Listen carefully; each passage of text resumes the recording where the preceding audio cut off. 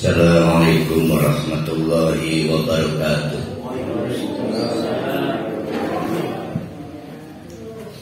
Alhamdulillahi rabbil alamin. Nahmaduhu wa nasta'inuhu wa nastaghfiruh. Wa na'udzu billahi min syururi anfusina wa min sayyiati a'malina. May yahdihillahu fala mudilla lahu wa may yudlilhu fala hadiya lahu. Asyhadu an la ilaha illallah wa asyhadu anna Muhammadan abduhu wa rasuluh la nabiyya ba'da.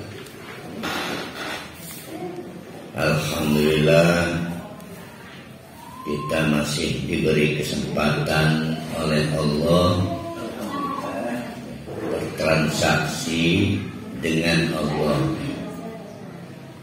karena transaksi yang tidak akan ada ruginya itu hanya transaksi dengan Allah.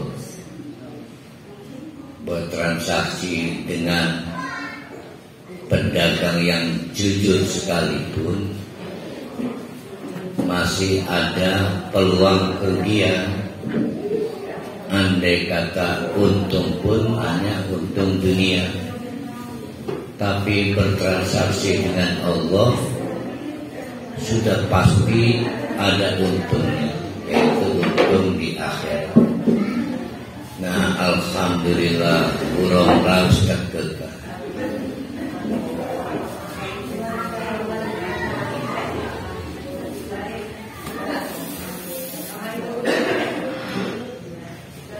Mari kita meneruskan kajian surah At-Taubah, masih membicarakan tentang bagaimana orang-orang munafik itu menjadi masalah. Dalam kasus surat At-Taubah ini menjadi masalah dalam perang Tabuk. Nah, tentu bagi kita di zaman sekarang ini, orang-orang munafik itu menjadi masalah bagi kehidupan kita. Maka harus dihukum hukuman sosial. Apa hukuman sosialnya? Jangan punya empati pada saat mereka mati, tidak boleh nyolati, tidak boleh mendoakan, bahkan dekat-dekat dengan kuburannya pun terlarang. Itu hukuman sosial. Nah, namun ada masalah. Jangankan kita, Nabi Muhammad saja tidak mampu membuat kesimpulan tentang hati seseorang, tidak mampu membuat penilaian terhadap hati seseorang.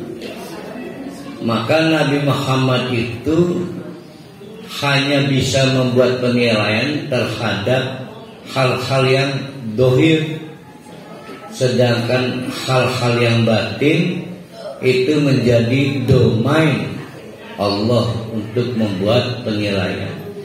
Nah, kemunafikan itu ada di wilayah hati.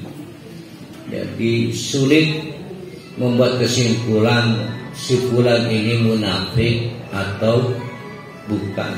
Maka kriterianya dijelentrehkan sedemikian rupa supaya kita paham, lalu kita membuat satu sikap sampai andai kata kita tahu si fulan itu munafik, ya itulah tadi kita bersikap tegas.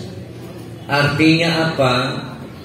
Artinya begini, bapak-bapak, ibu-ibu, sedemikian nasib tragis orang munafik, maka kita jangan coba-coba melakukan tindakan-tindakan kemunafikan ya. Jadi manfaatnya seperti itu. Nah, mari kita teruskan ayat-ayat kita masih dengan latar belakang surat At-Tabuk. Kita masuk di ayat 90. Jadi ciri yang paling menonjol dari orang munafik itu, kalau ada perang, ada proyek, kalau sekarang mungkin pembangunan masjid, ada pembangunan madrasah, pembangunan proyek Islam, maka mereka paling menonjol minta dimaklumi tidak ikut serta. Maaf Pak, saya belum bisa berpartisipasi. Padahal dia paling pantas bisa berpartisipasi. Nah, itu sudah terlihat tuh ciri-ciri munafiknya. Atau dia orang kaya, udah kita estimasi oleh panitia. Nah, ini orang bisa lah 10 juta. Boro-boro 10 juta, 100.000 nyumbangnya. Ya, maka ditegur oleh panitia, Pak sing bener saose, kata dia masih untung nyumbang. Nah, itu munafik. Nah, itu udah kelihatan munafiknya.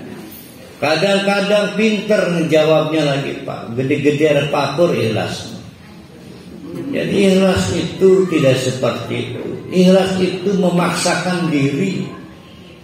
Sebagaimana para sahabat dipaksa berangkat perang, yang tidak perlu berangkat perang, Bu Romlah, Bu Haji Ana, Bu Hasan, wong wadon lah.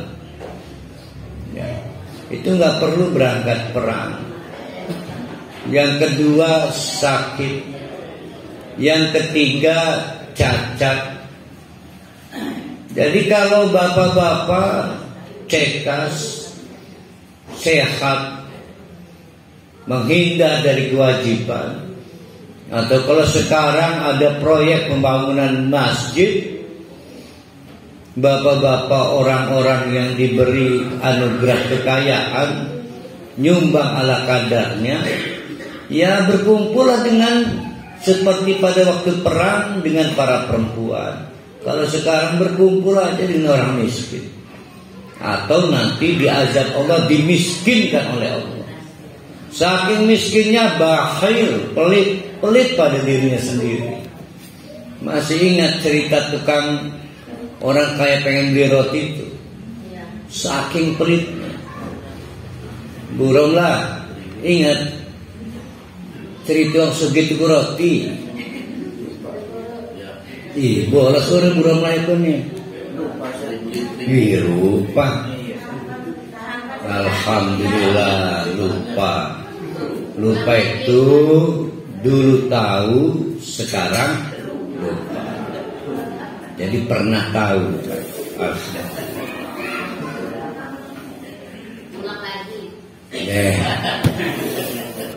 Nyaman tek, alhamdulillah. Bandar roti sekarang.